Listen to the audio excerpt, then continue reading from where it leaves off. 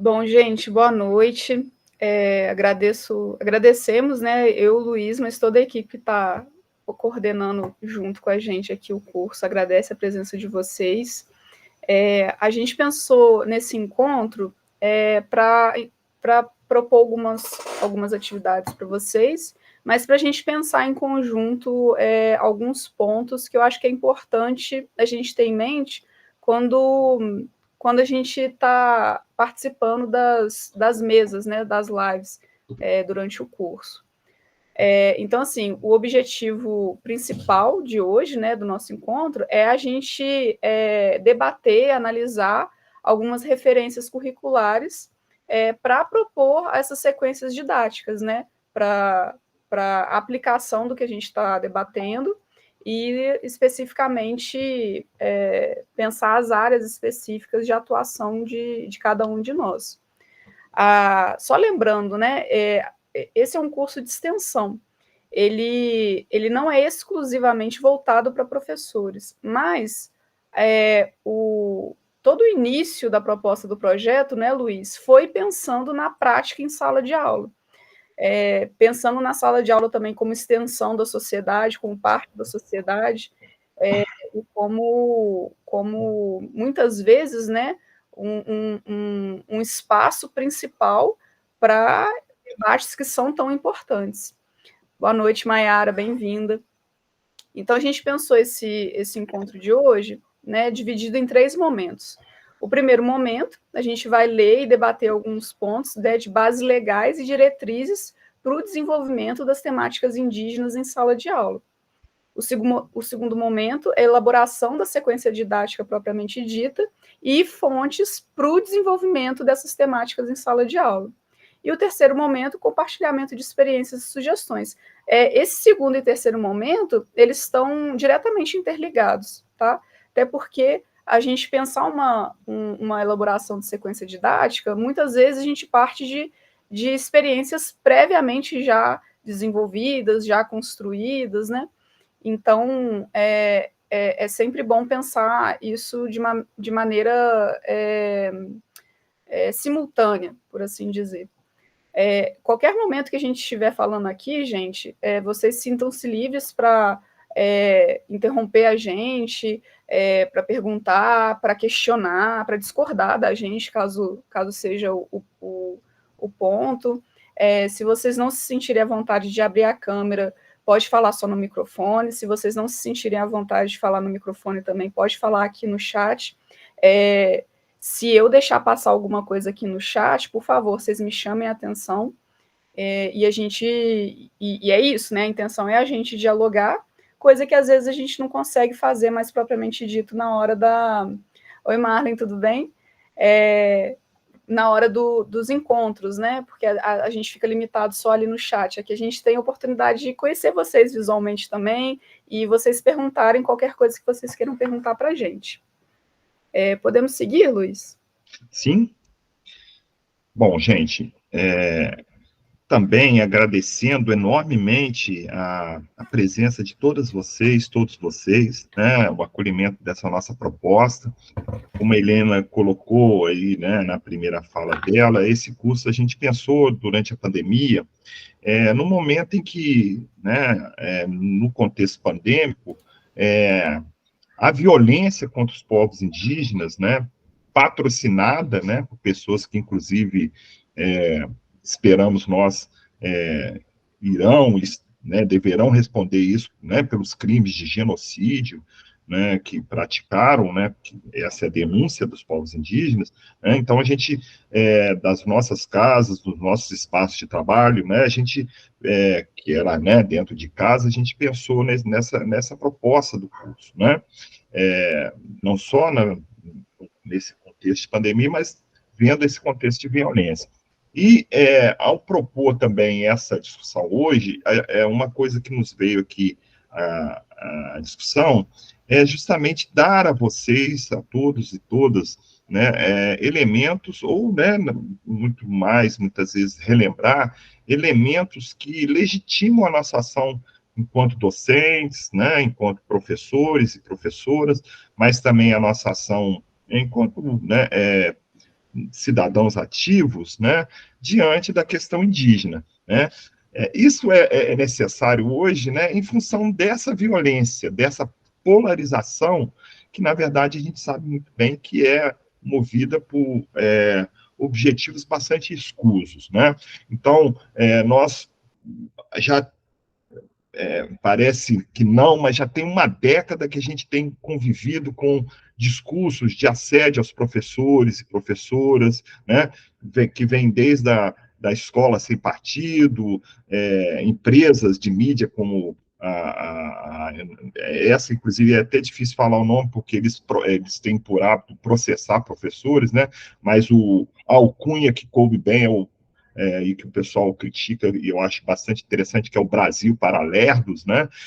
Esses guias incorretos, né? Eles chamam guias politicamente incorretos, de não sei o quê, mas são guias incorretos. Quer dizer, é um conjunto de estratégias, tanto de assédio, de deslegitimação do trabalho do professor, e também, evidentemente, de ameaça. Muitos colegas em muitas redes se sentem ameaçados, inclusive, de colocar a temática indígena, a questão afro-brasileira, a questão de gênero, ou a questão da educação sexual, e uma série de outros elementos, né, que envolvem, né, as lutas dos movimentos sociais, porque muitas vezes os pais, né, estão mobilizados. Recentemente teve um caso, né, de pais protestando numa escola que fez uma homenagem ao padre Júlio Lancelotti, né? Quer dizer, absurdo. Ou a gente vê, há um movimento, inclusive, que chama de Olho no Material Escolar, são as damas do agronegócio, né? Que se organizam de forma muito recurso, né? Que criticam a proposta de trabalho das questões indígenas na escola, né? Com o argumento de que os professores tentam estigmatizar o agronegócio e passar apenas uma visão piedosa dos indígenas. E por aí vai. A gente poderia ficar aqui tristemente numa série de exemplos, mas infelizmente é isso que tem acontecido. Não é um modelo que foi criado no Brasil, a gente vê isso ocorrendo nos Estados Unidos, né?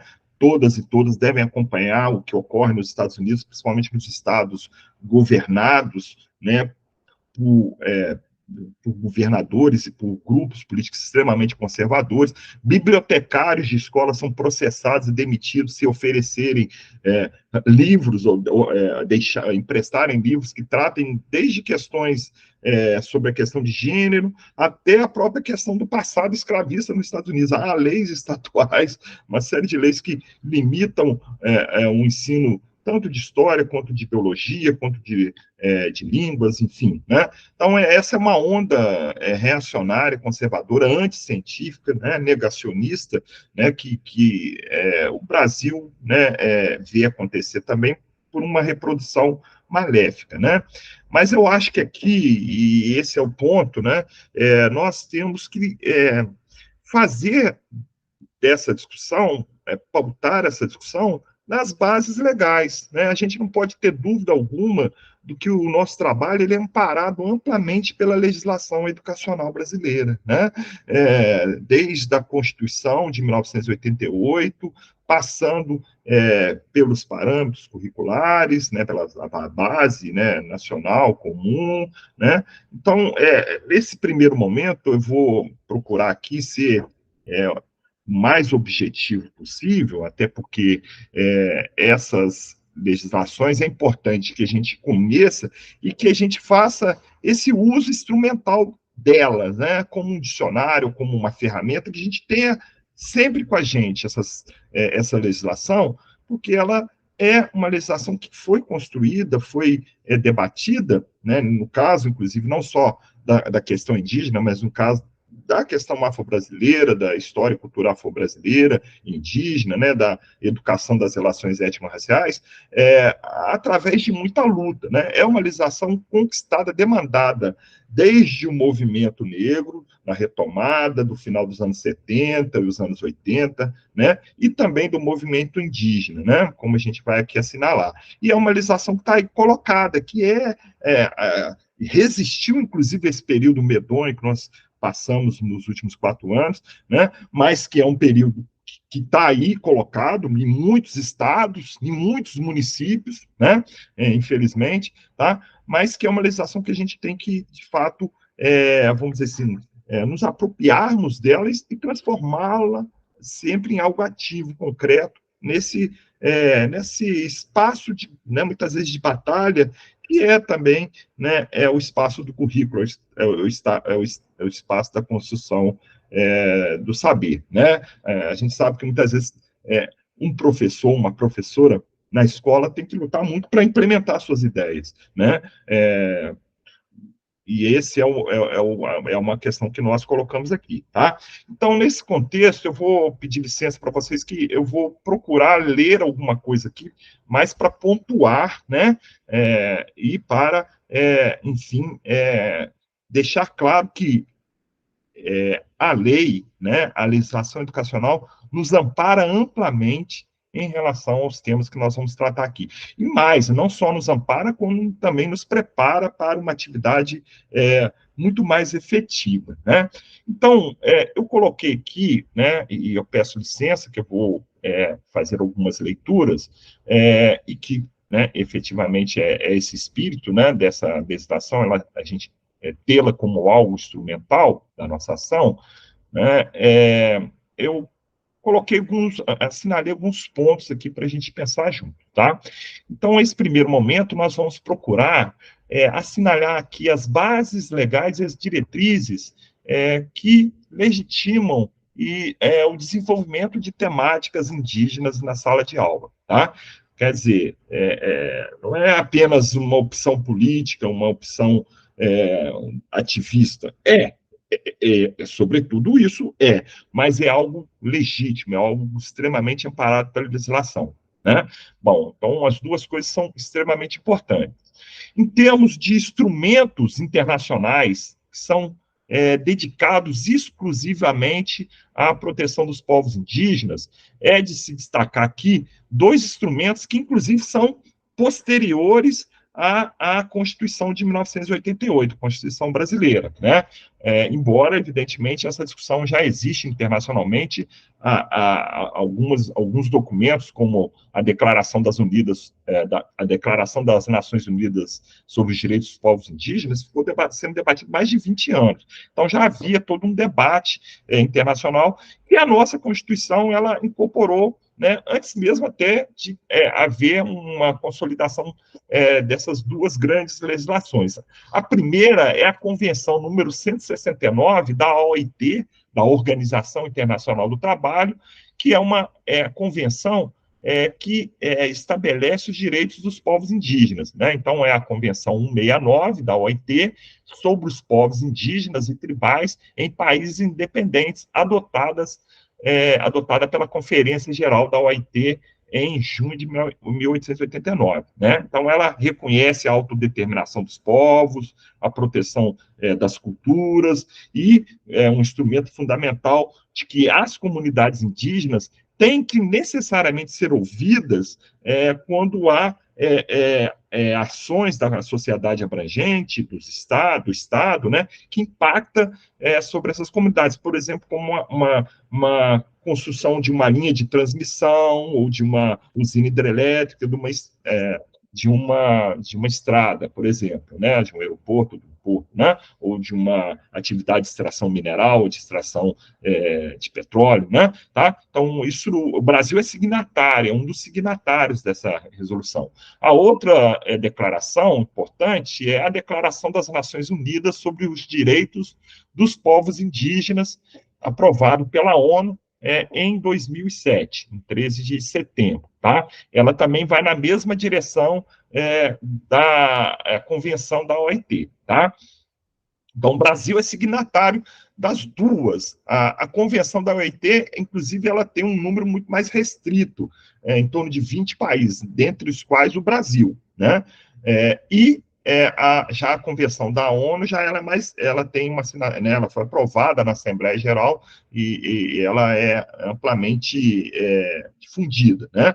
Mas é lógico, as violações, elas ocorrem, né? Sobretudo, a gente sabe muito bem disso por conta de determinados governos, né? Nós nos últimos 4 anos, né, de 2019 a 2022, a gente conheceu exatamente um governo, né, desse tipo, né, que emulou, né, ele procurou repetir o que se fazia aqui na época da ditadura militar em relação aos povos indígenas, né, e nós vimos as consequências danosas, né, maléficas disso. Tá? Em relação à Constituição de 1988, a Constituição de 1988 também tem uma série de aspectos que são extremamente importantes para a população indígena. Né? Essa Constituição, no que se refere aos povos indígenas, mas também no conjunto dos direitos civis, políticos e sociais que estão inscritas nela, né, da nossa Constituição, que nós, com muito orgulho, com muito senso de responsabilidade, chamamos de Constituição Cidadã, é produto de um movimento muito amplo da sociedade civil no processo de luta contra a ditadura militar e contra, evidentemente, toda a estrutura, todo o arcabouço legal que a ditadura militar deixou, né? Então, esse movimento é um movimento muito amplo, né? Que foi capaz, inclusive, de fazer, escrever na Constituição, avanços importantes. Não obstante, ser a Constituinte de 88, dominada mais de 75% por latifundiários, empresários, pela alta burguesia. Né? É uma Constituição que a mobilização popular, a ampla mobilização popular, é que fez avançar, não a composição, né? A composição da Assembleia Nacional Constituinte não é muito diferente do que nós temos hoje aí, né? Essa Câmara dos Deputados e esse orçamento e esse Senado, produto do orçamento secreto e das emendas secretas lá e de toda aquela manipulação que nós vimos acontecer nos últimos anos no Brasil, né? Tá? Mas lá em 88, 87, 80, se conquistou esses direitos por conta de uma mobilização popular. Porém, veja bem, essa que é a grande questão. Há uma série de contradições na Constituição, né, em relação a vários aspectos, inclusive em relação à própria questão indígena, né? Tá? Então, por exemplo, é muito lembrado o artigo 142, né, que esses golpistas sempre colocam aí para justificar intervenções militares, que é completamente absurdo. Mas esse artigo nem deveria estar na Constituição, mas foi ali o que foi possível. Tem um artigo que ainda desce algum poder de ação às Forças Armadas, submetido ao Supremo, aos outros poderes, de uma ação mais enérgica num caso mais grave, não num caso de golpe de Estado. Não há na Constituição nenhum tipo de legitimação de golpe de Estado. Né? Então, na Constituição, uma série de contradições. E no caso das questões indígenas também, porque ao mesmo tempo que há as garantias que eu vou citar aqui, mas há também todo um amplo um vácuo no que se refere à exploração mineral em terras indígenas, no que se refere à definição da própria utilização, né, e da demarcação. A demarcação mesmo que está prevista lá foi sendo adiada, não há uma clareza ali tão forte em relação ao procedimento, demorou-se muito para depois definir, né? Então, mas ainda assim, os pontos que colocam a Constituição como avançada também na questão indígenas, devem ser lembrados, né?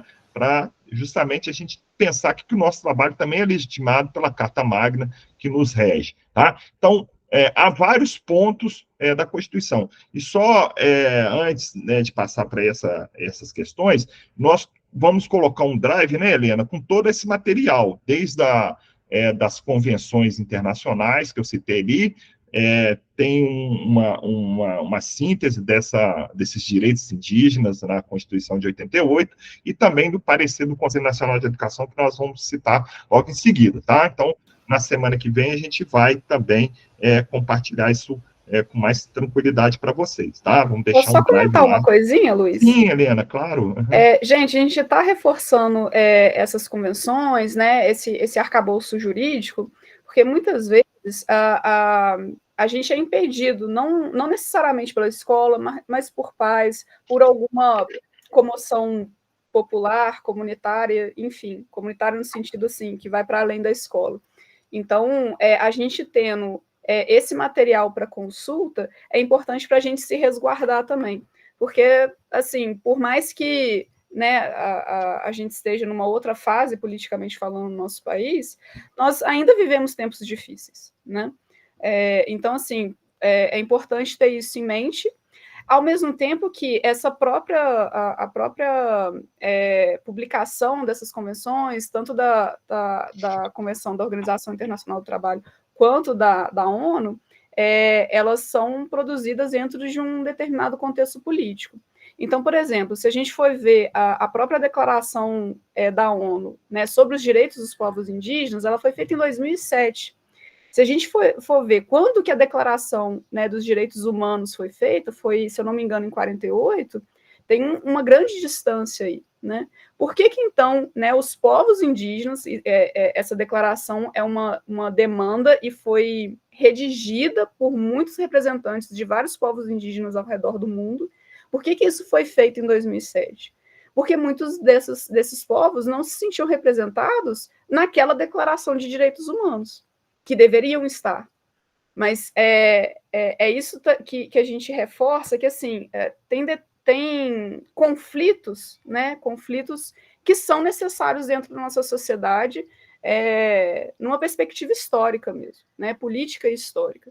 Então, as movimentações indígenas ao redor do mundo, não só no Brasil, elas foram necessárias para conflitar, para tensionar, né, a própria ONU para fazer uma declaração específica em relação aos povos originários. Então, isso é importante para a gente ter em mente, para justificar, inclusive, a necessidade e obrigatoriedade do ensino de temáticas indígenas. Né? Eu estou falando temáticas indígenas aqui, eu vou explicar um pouquinho mais à frente por que eu estou falando de temáticas e não de história ou cultura, mas eu acho que é importante vocês terem em mente isso.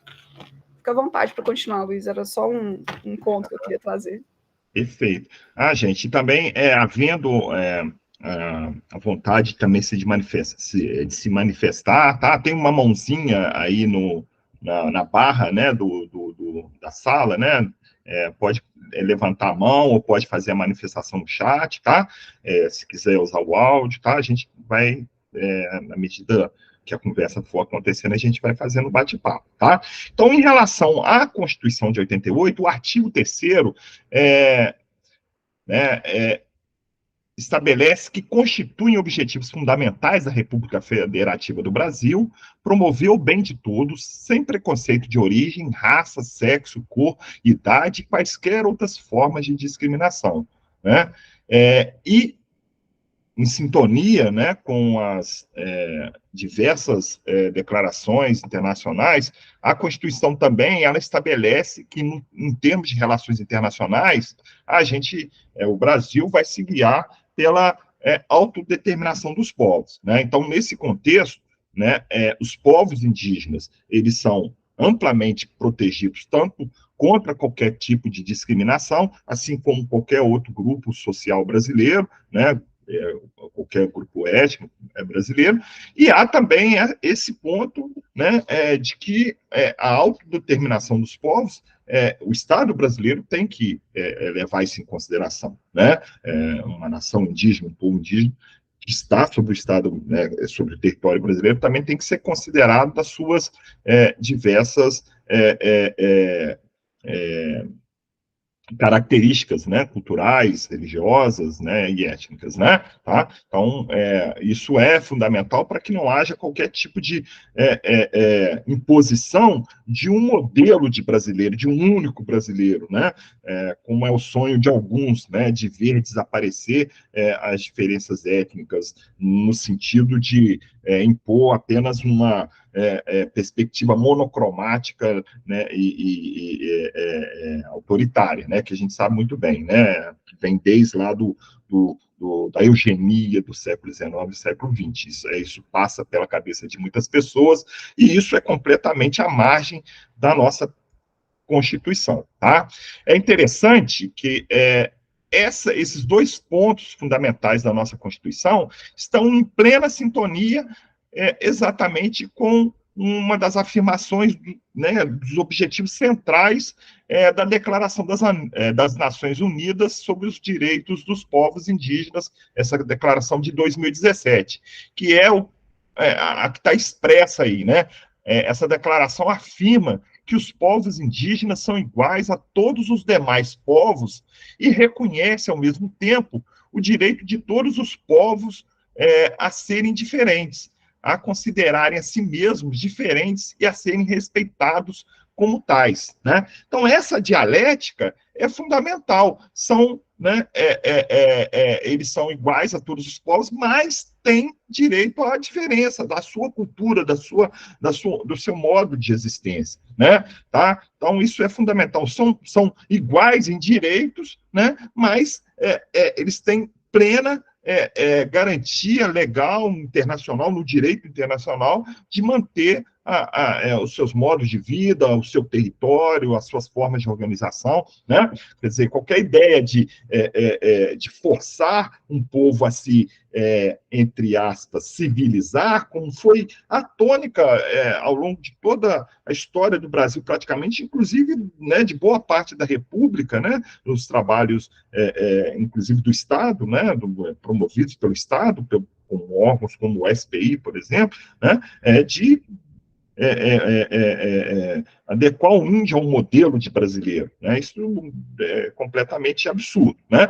Mas, na cabeça de muitas pessoas, isso é ainda desejável, né? Infelizmente. Tá? Então, do ponto de vista legal, né, e do ponto de vista dos tratados internacionais, né, não há nenhum tipo de espaço para esse comportamento que nós vimos ocorrer nas falas, inclusive, das autoridades, e pior, né, na prática, né, das autoridades, e nós vemos ocorrer também, vemos isso ocorrer agora nas representações na Câmara dos Deputados e no Senado, né?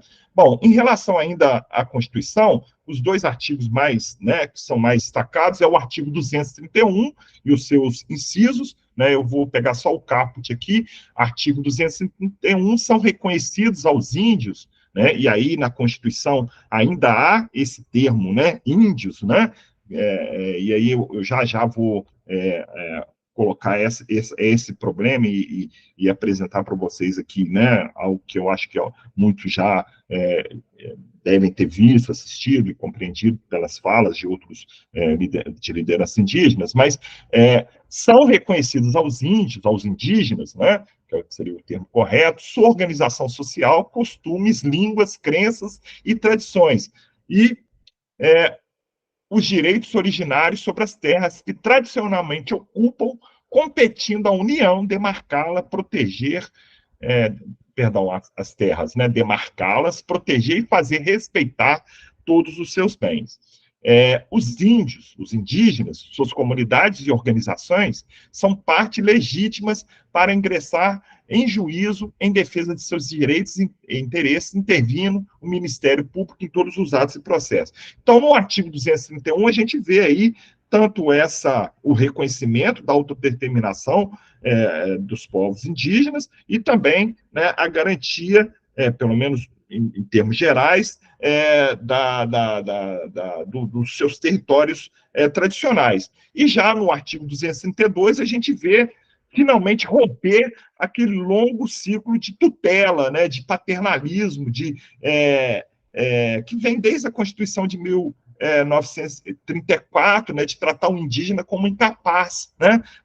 Durante até 1988 era a FUNAI que representava os indígenas eram considerados incapazes, né? A despeito de que seus movimentos sociais, principalmente ali na década de 1970 e nos anos 80, já terem se tornado protagonistas dessas lutas, né? Lembrando, né, Luiz? Nacionalmente, sim. Que o Mário Juruna, enquanto deputado, quando ele foi ser representante dos povos originários do Brasil em convenções internacionais fora do país, ele precisou de autorização especial para poder viajar, porque ele não tinha passaporte, né? A FUNAI, na época, né, então, detinha a locomoção desses indivíduos enquanto sujeitos, né? Então, é muito recente quando o Luiz traz esses elementos jurídicos e está enfatizando a questão de que de direitos igualitários, de direitos igualitários mais básicos. A gente não está falando de algo muito mirabolante, né? A gente está falando no direito de ir e vir, a gente está falando no direito da água potável, acesso à saúde, acesso à educação. Uhum. Avançando, no artigo 215, ele estabelece que o Estado garantirá a todos o pleno exercício dos direitos culturais e o acesso às fontes da cultura nacional e apoiará e incentivará a valorização e a difusão das manifestações culturais, né? Então, é algo que está ali colocado, né? O direito de todas as formas de organização cultural se expressarem na sociedade democrática como, né, a Constituição estava ali prevendo, né? Lembrando que nós estamos ali em 1988, né, no momento em que nós vivemos 21 anos de ditadura militar, né, de censura, de repressão violentíssima, né, de intervenção em todos os aspectos da produção do conhecimento, da difusão do conhecimento, né? O Estado, é o inciso primeiro, protegerá as manifestações das culturas populares, indígenas e afro-brasileiras, e das de outros grupos participantes do processo civilizatório brasileiro, né? Então, esse é um ponto que é fundamental, né? Bem, e nesse ponto, né, que a Lei 11.645, de 10 de março de 2008, também se insere, né? Ela vem no sentido de alterar a LDB, né? Mas antes até da gente passar, Helena, que eu acho que é fundamental, eu vou te pedir para daí você pedir licença a todos também, para a gente poder fazer justamente a reflexão que a Regina também colocou no chat, né? Olha, as minhas crianças já estão bem atentas aos conceitos, quer dizer, essa ideia de índio e a ideia de indígenas, né? Às vezes, em algumas histórias de autores indígenas, aparece o termo índio. Explico que eles podem usar, né? Os indígenas utilizam o termo índio, exatamente, né? Entre eles. Explico que eles podem usar, pois nós não. E que alguns materiais mais antigos não passaram por revisão. Essa é uma turma de 4º ano, né? E aí a gente chama aqui o Daniel Munducuru para explicar e nos iluminar, né? Em relação a isso. Tudo bem, Helena? Pode compartilhar, então. Eu acho que eu tenho que parar aqui de compartilhar, não. Eu acho que... Perfeito.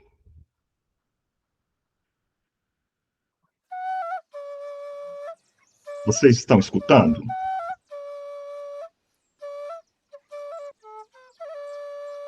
Perfeito. Obrigado, Mayara. Obrigado, Amanda. A gente tem que levar em consideração que as populações indígenas, que são populações ancestrais nesse país, mas elas só ficaram visíveis a partir dos anos 70, efetivamente. E ficaram reconhecidamente visíveis em 1988, portanto, 30 anos atrás. Nós temos todo esse tempo anterior sendo invisibilizados e colocados, recaídos sobre nós, uma palavra, um apelido, não é? E você sabe que os apelidos não dizem quem a gente é. O apelido normalmente diz o que as pessoas acham que a gente é. Por isso, o apelido bom é aquele apelido que mostra, aparentemente, que o outro tem uma ausência, uma falta, né? Por isso é gordo, é magro, é branco, é preto, é pobre, é rico. É sempre uma alcunha, né? Como diriam os policiais, né? É sempre uma forma desqualificada de chamar o outro.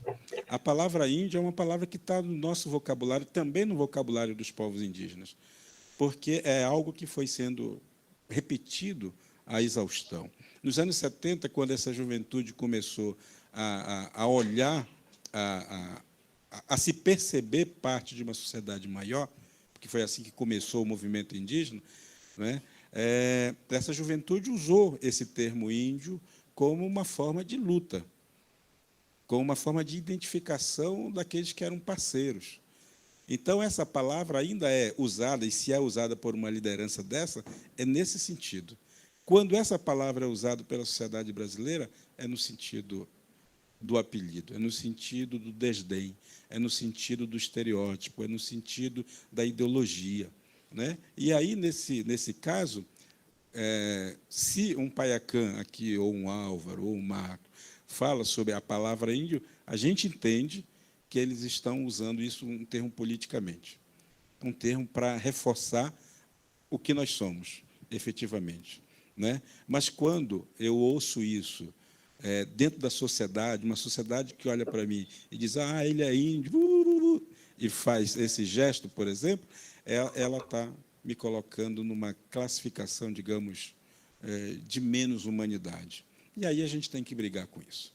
Nesse sentido, aparentemente, é bom que se informe, a palavra índio e indígena não é a mesma coisa. A maioria das pessoas acham que é uma derivação da outra, e não é. A palavra índio, no próprio dicionário está dito isso, eu não estou inventando nada. A palavra índio é uma palavra inventada, não tem significado efetivo. Não existe essa palavra, não sei. Depois, se vocês tiverem curiosidade, procurem no dicionário, vocês vão se surpreender que o primeiro significado que aparece lá é que índio é o elemento químico número 49 da tabela periódica. Lindo isso, né? Eu achei lindo isso aí. Eu já sou preguiçoso e tudo mais, e ainda sou também um elemento químico. Pena que não seja explosivo, né? Não seja tão perigoso assim. E só depois é que vai, a palavra mesmo vai dizer assim, é relativa aos primeiros habitantes, que também não diz absolutamente nada. Mas se você vai buscar a mesma palavra indígena, você vai descobrir que indígena significa originário. Então, nesse sentido, nós somos indígenas, e indígena Munduruku, indígena Chavante, indígena, enfim, essa nossa diversidade. Então, serve para nós. Não serve, por exemplo, quem nasceu em São Paulo, diz, então ele é um indígena. Não, serve para os povos originários. Serve para os Guarani, por exemplo. Eles são indígenas, sim, são originários desse lugar. Então, nesse sentido, é importante a gente ir trabalhando, lapidando, e aqui não estou falando do politicamente correto, eu estou falando do correto, do que é efetivo, né? Ou seja, a gente valoriza, e nós somos de cultura da palavra. A palavra para nós tem sentido, a palavra para nós tem alma, tem vida. Então, a palavra, ela enobrece, ou também ela detona, derruba, destrói. Não é? Então, saber usar a palavra para tratar o outro é sinal de inteligência, é sinal de humanidade, é sinal de tolerância com o outro. Né? E tolerância não é aquilo que a gente fala, às vezes ouve, eu sou tolerante, eu aguento o cara, eu suporto ele. Não é isso. Tolerância é aquilo que se dizia antes, é deixar que o outro seja. Não aquilo que a gente quer que ele seja, mas aquilo que ele é de fato. E cabe a uma sociedade decente lutar para que o outro seja o que ele quer ser. Ok?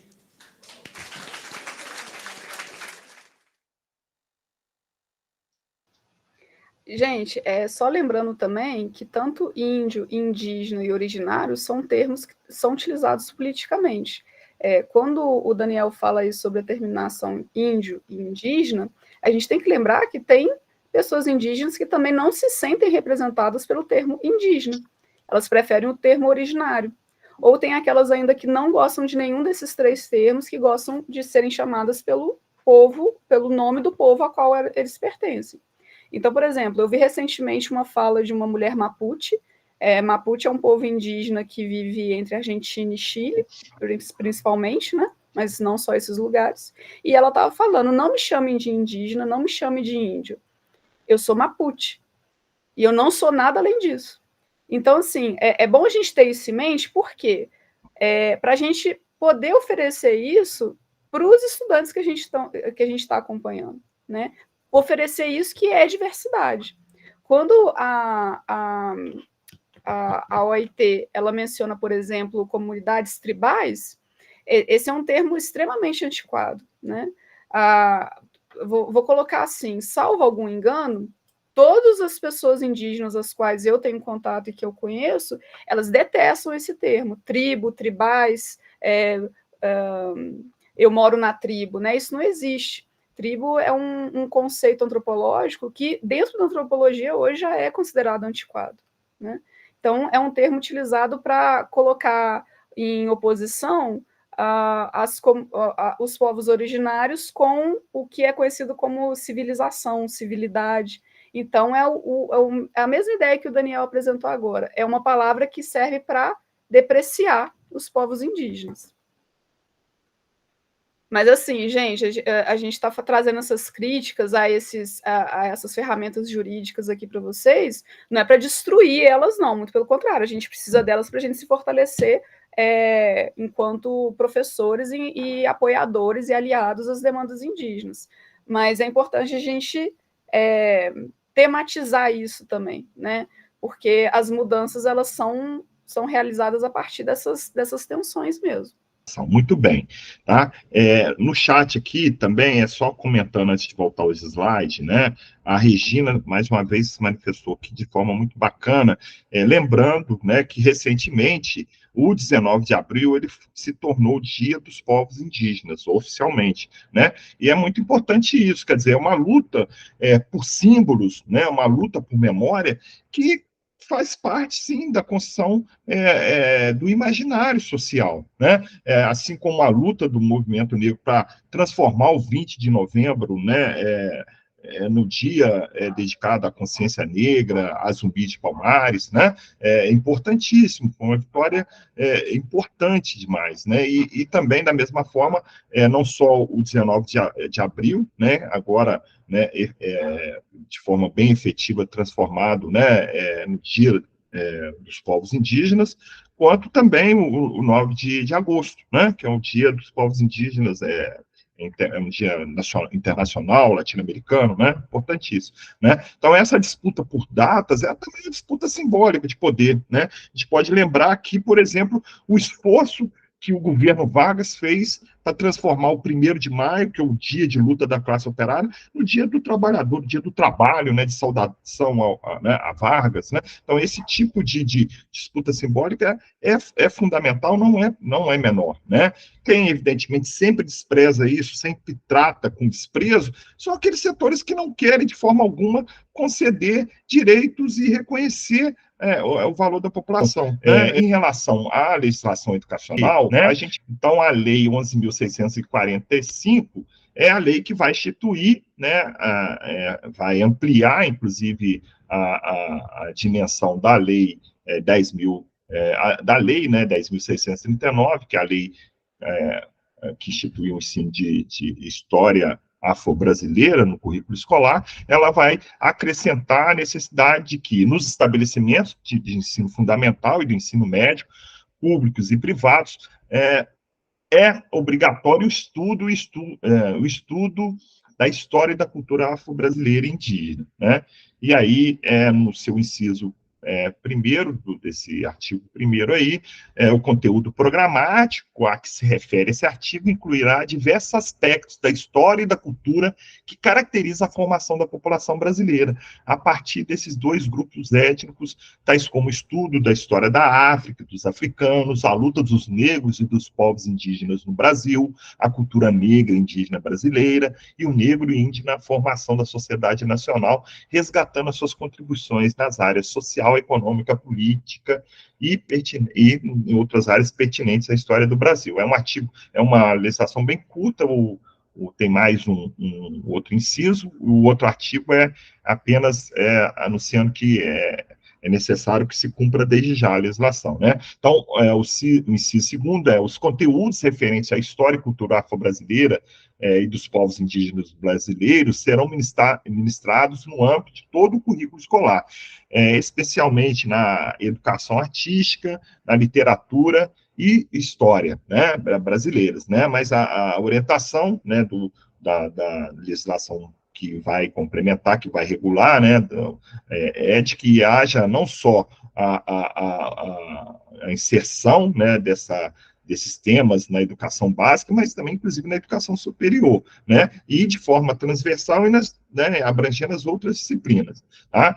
Bom, mas a Helena vai apresentar, então, essas diretrizes operacionais para a implementação da história e da cultura e das culturas dos povos indígenas na educação básica, em decorrência justamente da Lei 11.645. Então, é uma resolução importante do Conselho Nacional de Educação, né, de 2015, e que, evidentemente, ela vai ter uma repercussão tanto sobre a discussão curricular, quanto também sobre a produção do material didático, o PNLD, né? Então, eu passo a palavra para a Helena. Gente, esse parecer, ele se mostrou extremamente necessário justamente porque a Lei 11.645 de 2008, ela, apesar de tentar se manifestar em favor das inúmeras movimentações indígenas ao redor do Brasil, não só indígenas, mas dos educadores ao redor do Brasil também, em aliança aos povos indígenas, ela se mostrou incompleta, por assim dizer, né? Se a gente for parar para voltar nas 3 disciplinas específicas que a lei menciona, que é História, Literatura e Artes, a gente precisa questionar, mas e a etnomatemática? Né? Que até alguns de vocês comentaram no debate, né, na nossa sala de aula do Google. E a etnomatemática, cadê? E os conhecimentos astronômicos dos povos originários? Né? Eu lembro de um curso que eu fiz sobre os Guarani-Mbiá, que mostra como que o conhecimento de navegação pelas estrelas desse povo foi fundamental para a adaptação dos invasores, né, ditos colonizadores. Então, assim, esses conhecimentos eles são necessários de serem estudados dentro da sala de aula, das salas de aula, não só pensando no ensino básico, mas no ensino superior também, justamente porque no ensino superior a gente tem os cursos de licenciatura, né? Então, a gente tem a formação de novas gerações de professores que vão ter acesso a esses conhecimentos, né? Esses conhecimentos que são milenares, que são ancestrais, para eles serem devolvidos de volta às salas de aula. Então, é nessa movimentação de educação que a gente também vai transformando e vai conflitando a sociedade que a gente habita. Você pode colocar todos os pontos do parecer, Luiz, de uma vez? Que eu acho que é bom a gente ir comentando eles e voltando nos anteriores.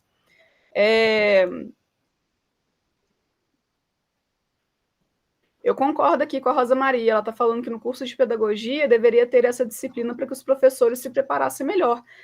E digo mais, Rosa Maria, não só no curso de pedagogia, mas em todas as licenciaturas, né? Eu tenho minha formação toda na área de história, né? Eu sou historiadora, graduação, licenciada, bacharelada, mestre, doutora em história. E eu te falo uma coisa, lá quando eu estava na graduação, foi muito difícil eu conseguir acesso à literatura indígena, a intelectuais indígenas, né? Isso pensando nos primórdios da internet também, mas uma dificuldade enorme em ter professores que estivessem dispostos a se adequarem a essas demandas, tá? Então, assim, por isso que a lei é tão importante. Apesar de eu ter minhas críticas à lei, e o próprio parecer mostra que a lei é passível de críticas, a lei fomenta esse debate, né? A lei, quando ela traz essa obrigatoriedade para dentro da sala de aula, né? Apesar da lei só falar do ensino básico, né? Eu acho que a lei deveria colocar no ensino superior também. Mas, apesar da lei falar só no ensino básico, esse conflito ele é necessário lá no ensino superior. Não só no ensino superior, nas pós-graduações, lato, estrito sensu. Então, assim, eu gosto muito da palavra de conflito por causa disso, porque a gente precisa conflitar tensionando a sociedade para que ela se modifique. Porque não é de maneira passiva, como muitos ainda, né, teimam em acreditar, né, que tem a lei lá de cima, porque a gente tem governantes muito bonzinhos que querem melhorar a sociedade. A coisa não funciona assim. É a sociedade que demanda mudanças e o legislativo precisa se adequar a isso. BNCC também super esvaziadas essas discussões, com certeza, Regina. BNCC precisa ser debatida com muita urgência, né? Muita urgência. Bom, o parecer... Gente, se eu passar algum comentário aqui, Luiz, você volta e me interrompe, tá? Porque eu estou com o chat aberto aqui, mas eu tenho um pouco de dificuldade de focar nos dois. Mas olha só, gente, o parecer, ele aponta, né, que a arreificação da imagem do indígena como um ser passado em função do colonizador. E isso aí é muito evidente na área de história, né? Quando a gente vai trabalhar indígenas, e eu já tive debates acalorados com colegas da história sobre isso, quando a gente vai trabalhar indígenas e ou o colega professor ou a escola fala, não, mas a gente já trabalha com a temática indígena, não fala temática, né? A gente já trabalha com história indígena no processo de colonização do Brasil. Isso já traz a mensagem de que esses indígenas estão lá no período colonial, né? Que eles não habitaram, né, o período imperial, não habitaram as repúblicas brasileiras, não habitam o nosso presente. Então, o que existe, a mensagem que passa é que o que existe é sempre no passado, Amanda, exatamente. Então, assim, a mensagem que se passa em relação a esse tipo de material, né? E eu estou falando não só do material didático, mas de materiais de leitura, por assim dizer, é que esses indígenas são ultrapassados, né? Quando a gente não traz esses povos para o presente, que a gente só fala deles na colonização, isso já se mostra como um problema. Onde que estão os povos indígenas no processo de independência do Brasil? Eles estão ali. Onde que estão os povos indígenas na Guerra do Paraguai? Eles estavam lá. Então, por que não se fala sobre isso? Pode ser sim, gente. Eu não estou falando que é tudo maquiavelicamente construído, mas a gente está falando de uma estrutura racista. Então, pode ser sim que o professor não tenha essa informação. E está tudo bem, porque todos nós temos falhas na nossa formação. Mas a lei garante que isso precisa ser revisto, né? Então, por exemplo, quando o parecer aponta também, né, a apresentação dos povos indígenas pela negação de traços culturais, ele já está fazendo esse movimento de depreciação também, né? Falar que eles são povos sem escrita, sem governo, sem tecnologia, é remeter lá num discurso colonizador do período colonial, de que os indígenas não tinham nem lei nem rei. Que era, Luiz? Nem Deus, nem lei, nem rei. É o padre Antônio Vieira, né? Isso. Uhum. Então, assim, já é uma perpetuação desse projeto de colonização que, apesar da gente não estar mais no período colonial, o projeto está aí, né? Ele perpetua, ele se modifica, mas ele se perpetua. Então, a gente vai para o terceiro ponto, que é omissão, redução e simplificação do papel indígena na história brasileira, que é o que eu comentei agora. Então, se esse papel do indígena, né, e do indígena aqui no singular, né, gente, que já é um problema, porque já omite a diversidade entre os povos indígenas. Se a omissão desse indígena e a restrição da abordagem sobre esse indígena está só lá no período colonial, reifica essa simplificação de uma diversidade que hoje, em pleno século XXI, 2023, a gente está falando de mais de 300 povos indígenas só no território brasileiro. O Jadielson está comentando assim, como se não bastasse todos os problemas enfrentados com as limitações do sistema, aqui no Nordeste, em escolas públicas, o alunado indígena ainda sofre em sala de aula Nossa, sim, Jadielson. Pela caracterização física, às vezes deixando até de se identificar como indígena com medo de repressão. E, Jadielson, é muito frustrante passar que isso aconteça no Nordeste. Depois você comenta aqui de que estado você está falando. Mas é muito frustrante porque o Nordeste é onde a gente tem, historicamente falando, vastos exemplos de resistências indígenas. Quando a gente vê isso acontecer em qualquer lugar, na verdade, né? Mas quando a gente vê isso, Alagoas, Feira Grande, Alagoas, quando a gente vê isso acontecer no Nordeste, mais uma outra forma dessa mesma omissão que o parecer aponta, né? Omissão dessas resistências, que eu vou falar um pouquinho sobre isso mais para frente. Mas, nossa, até fiquei arrepiada aqui, Jadiel. Depois você conta mais sobre isso para a gente no chat e lá na sala de aula Google também.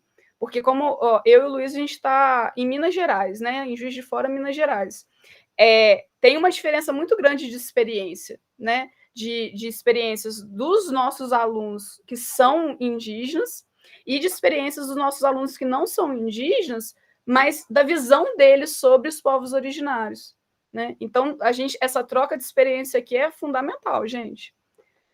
O outro ponto, a adoção de uma visão e noção de índio genérico, ignorando a diversidade que sempre existiu entre esses povos.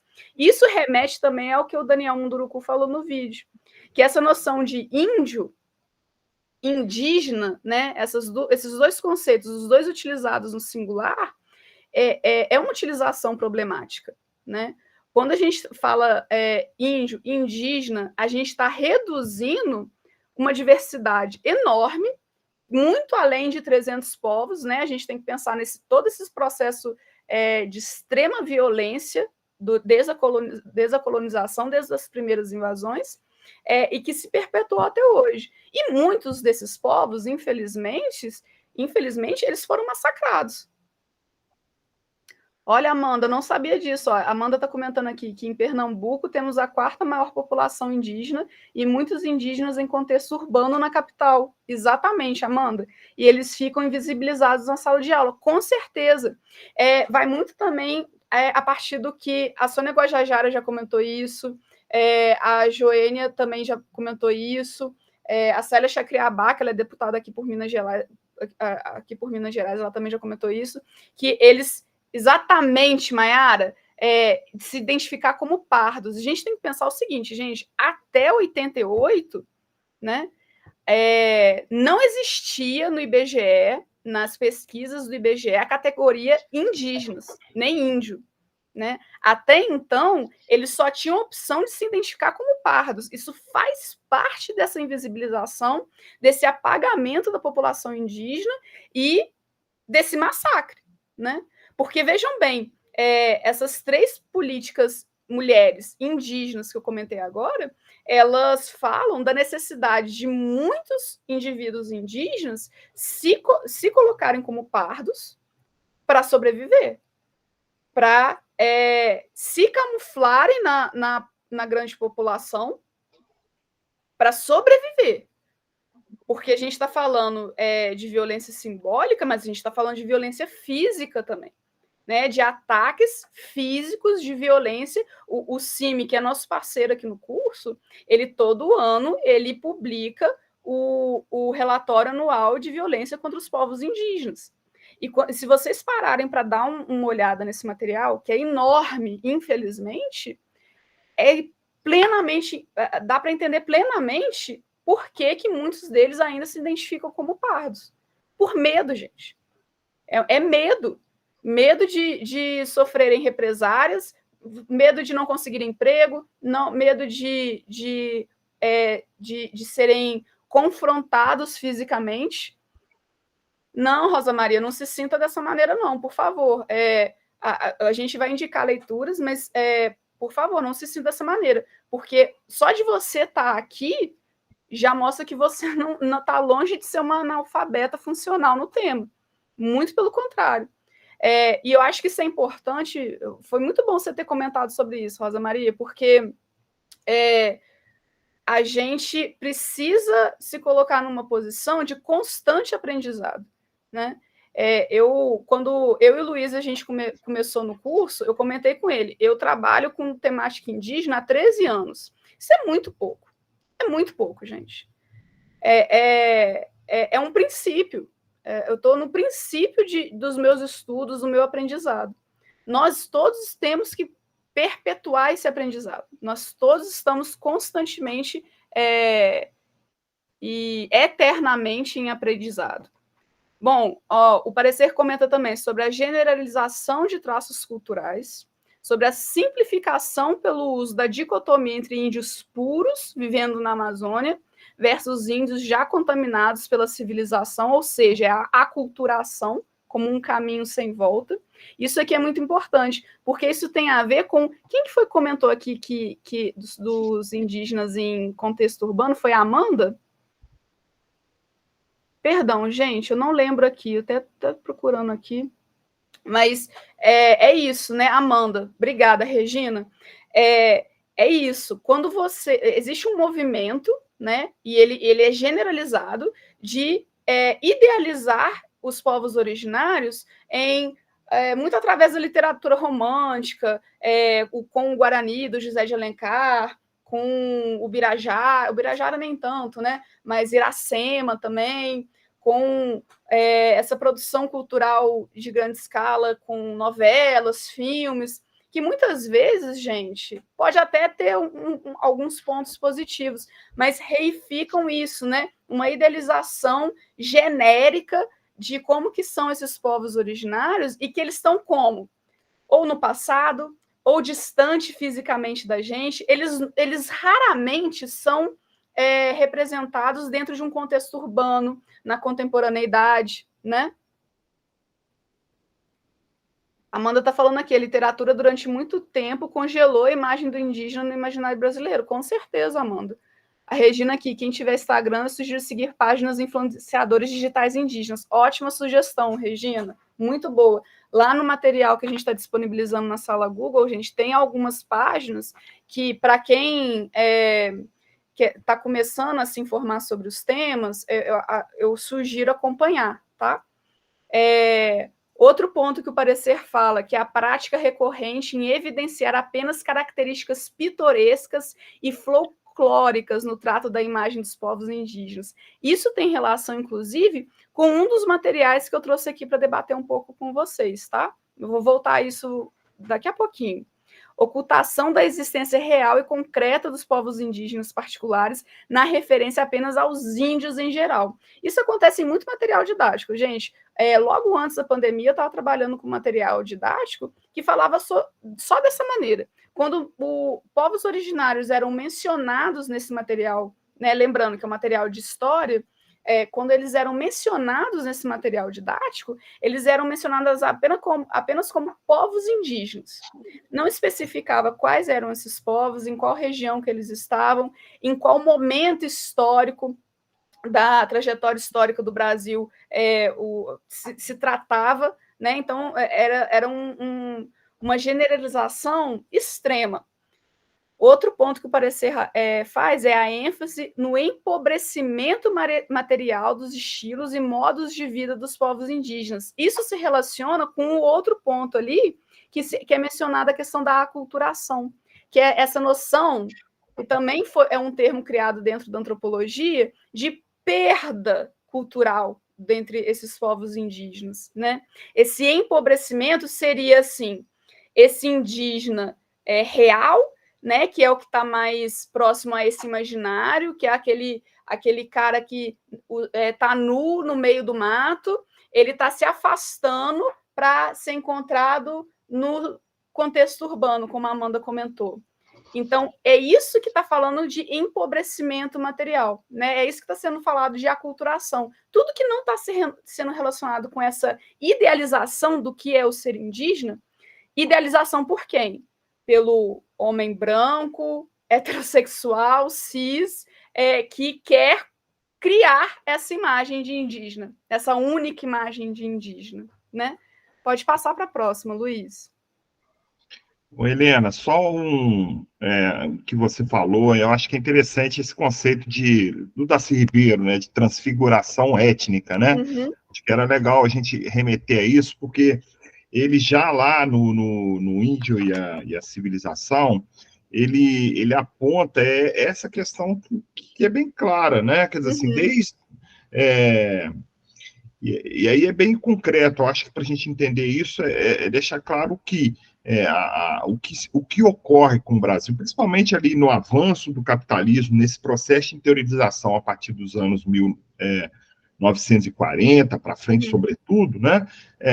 O fato objetivo que para sobreviver, para poder continuar resistindo, os indígenas tiveram que fazer alterações importantes na sua cultura, né? Mas mantendo o essencial, mantendo aquilo que é mais essencial, né? Então, esse conceito de transfiguração étnica é muito importante, porque ele deixa bem claro, por exemplo, que essas ideias que a gente tem corrente, inclusive a gente vê isso, essa violência no parlamento, né, tanto na Câmara quanto no Senado, quando vai uma liderança indígena lá, né, principalmente esses, né, pseudo-parlamentares aí, boçal-fascistas, né, que lá, índio de iPhone, índio de picape, quer dizer, aquela chacota, aquela coisa desrespeitosa, mas que tem o objetivo de deslegitimar, né? Quer dizer, cara, por que os indígenas não podem utilizar um celular ou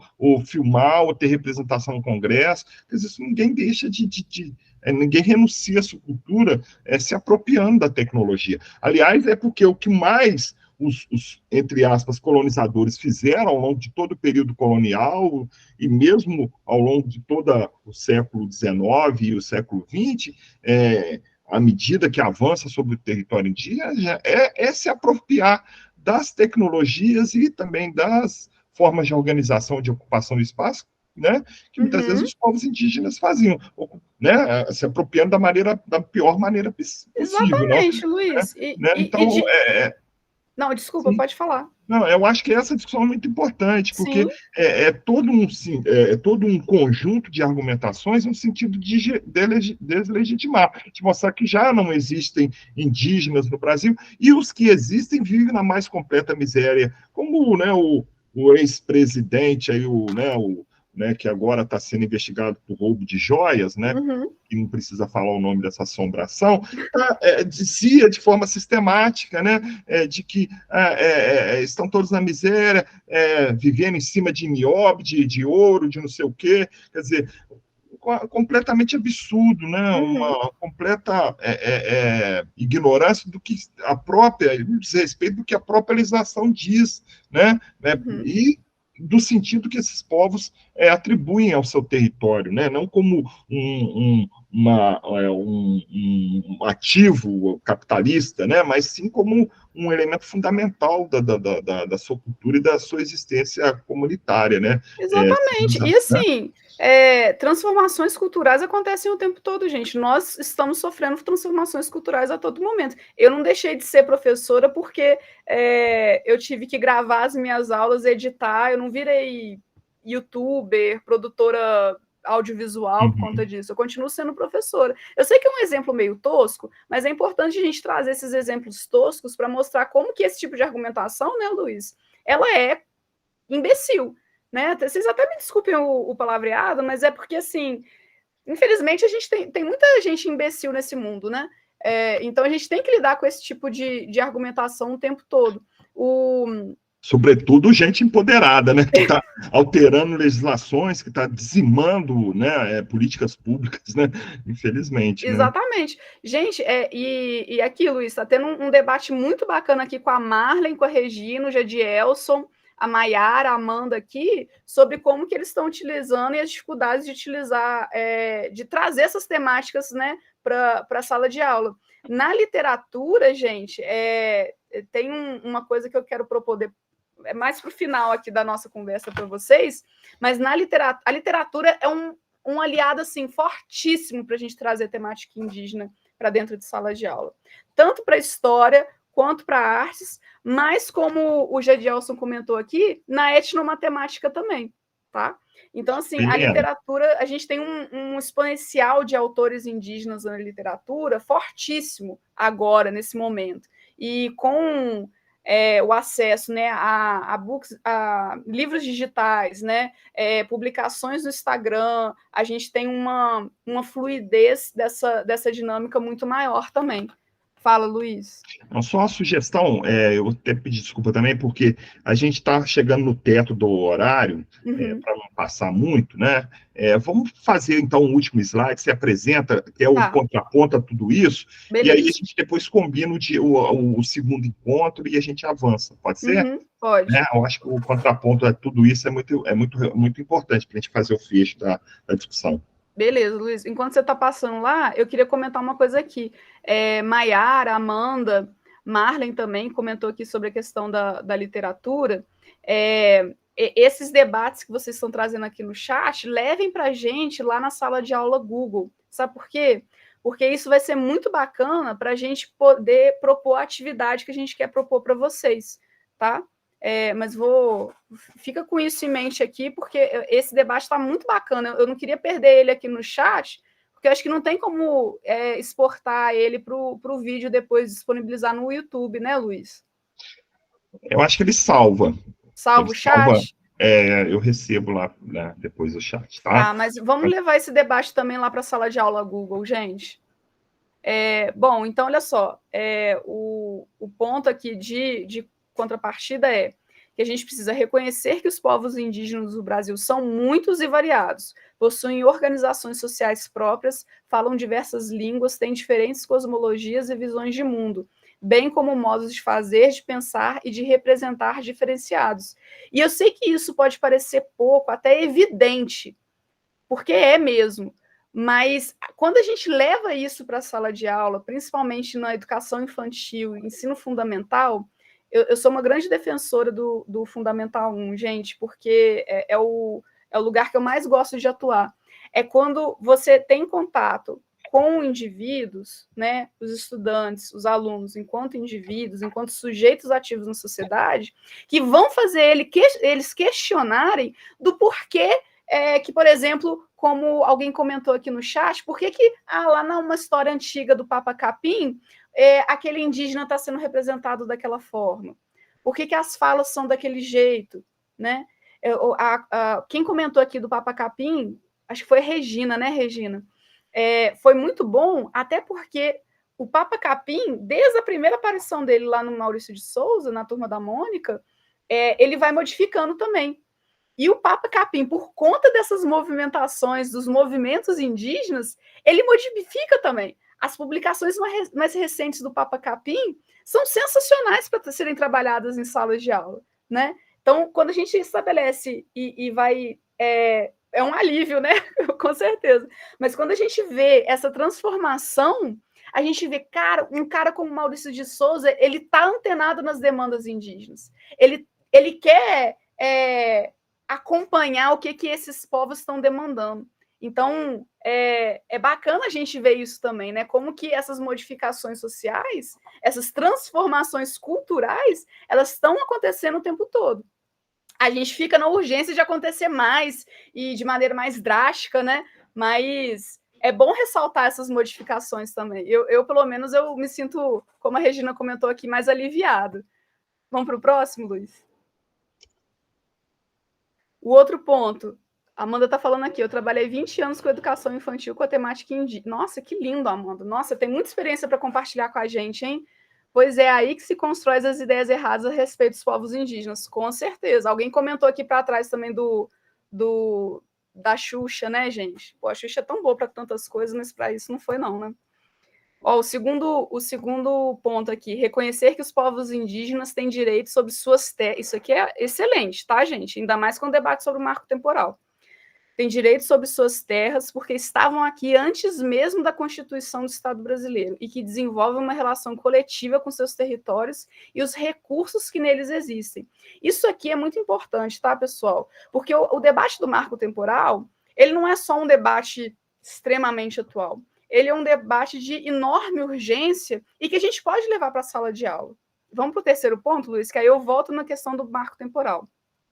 O terceiro é reconhecer as principais características desses povos de modo positivo, focando na oralidade, divisão sexual do trabalho. Isso aí há questionamentos, tá, gente? Subsistência, relações com a natureza, contextualizando especificidades culturais, ao invés do clássico modelo de pensar esses povos sempre pela negativa de traços culturais. Por que isso se relaciona também com o marco temporal, gente? Porque quando a gente fala do marco temporal, existe uma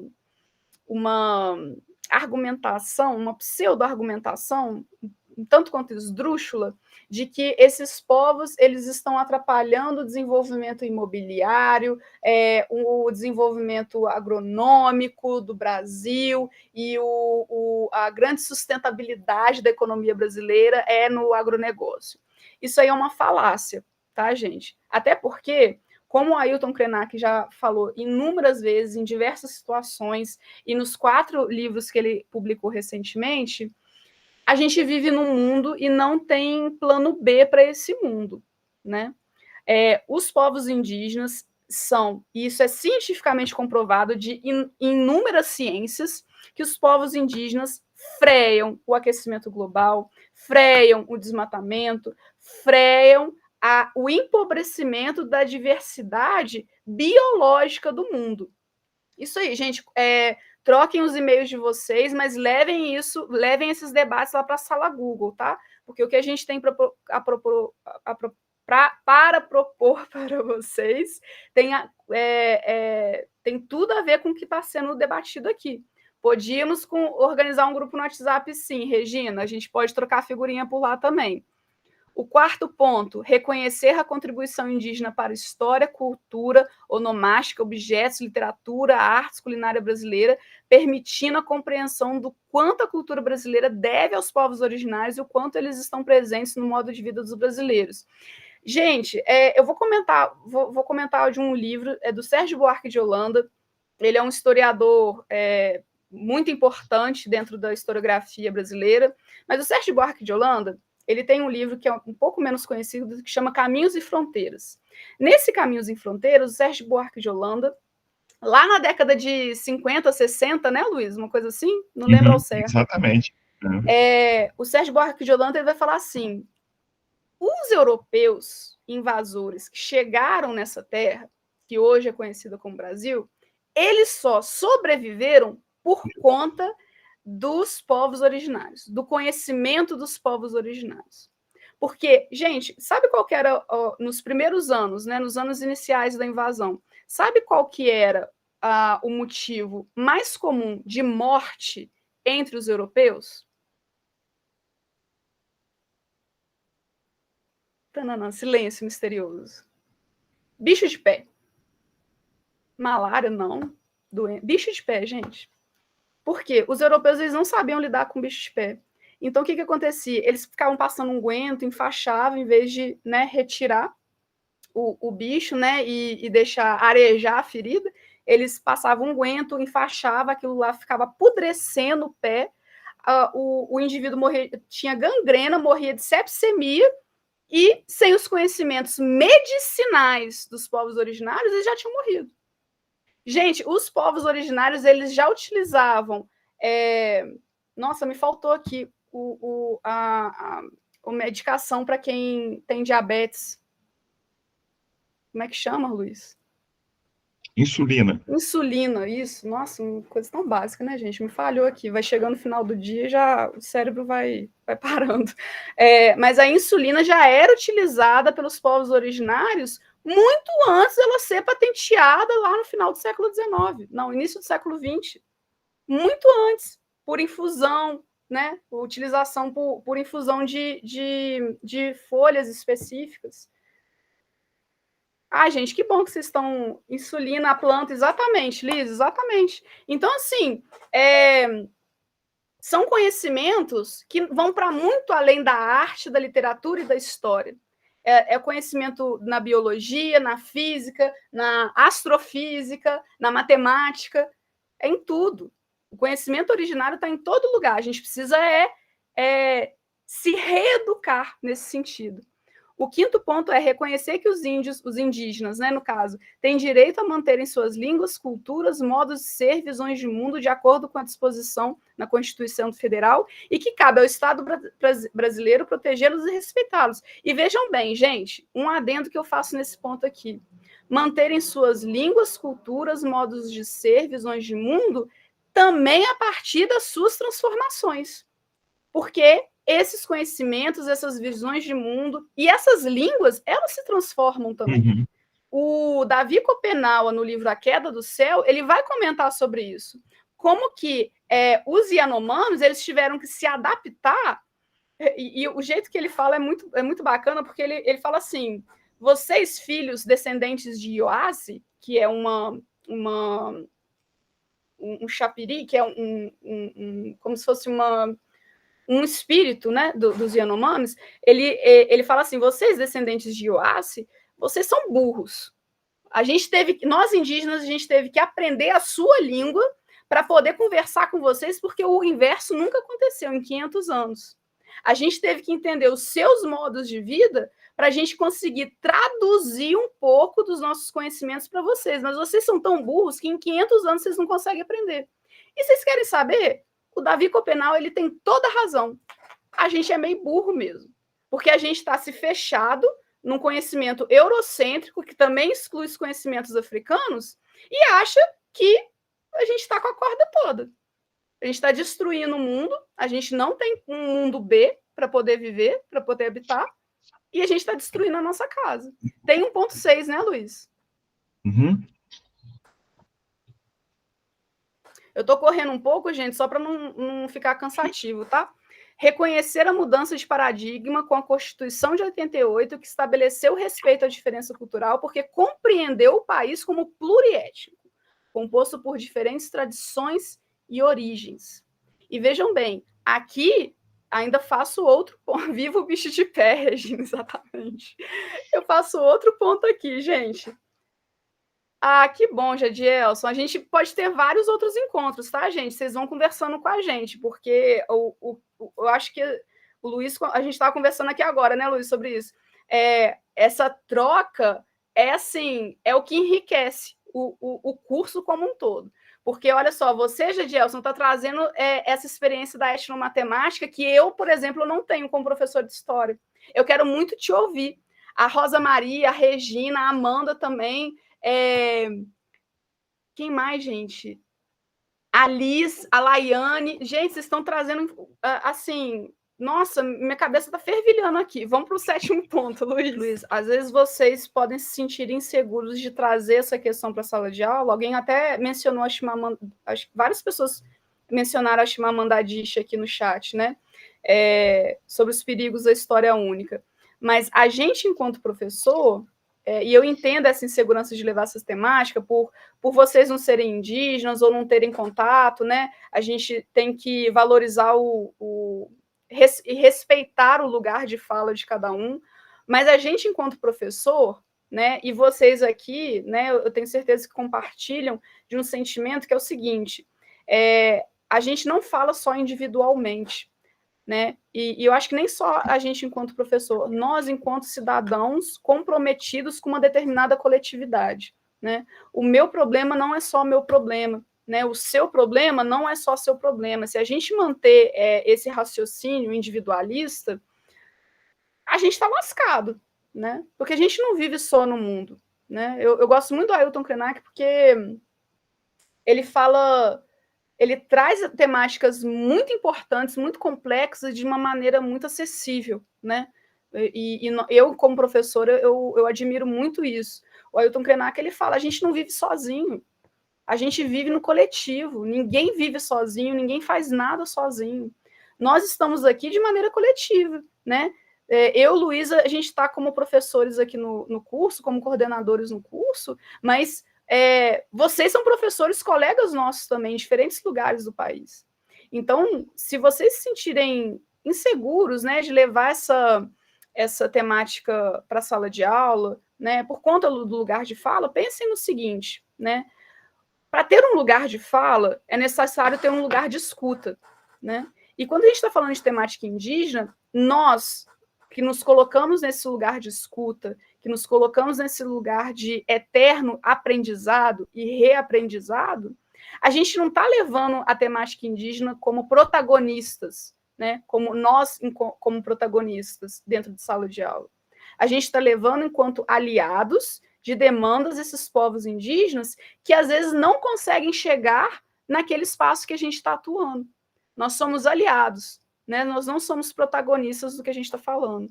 Nós estamos escutando e repassando o que a gente está escutando, como a gente fez aqui nesse movimento de trazer o vídeo do Daniel Munduruku, tá? Então, assim, eu sei que às vezes pode trazer alguma ou certa insegurança, mas o que é compreensível, mas não se deixem levar por isso. Esse que é meu ponto. Até porque tem a ver com o 7º ponto aqui, né, que é reconhecer o caráter dinâmico dos processos culturais e históricos que respondem pelas transformações por que passam os povos indígenas em contato com segmentos da sociedade nacional. E até porque, gente, mesmo esses povos que são considerados isolados pela FUNAI, Eles são isolados, muito provavelmente, né? Isso os estudos indigenistas mostram assim, de maneira muito evidente. Eles se colocam de maneira isolada por própria escolha. Não é por desconhecimento de uma sociedade que rodeia, mas por sobrevivência dessa sociedade que os rodeia.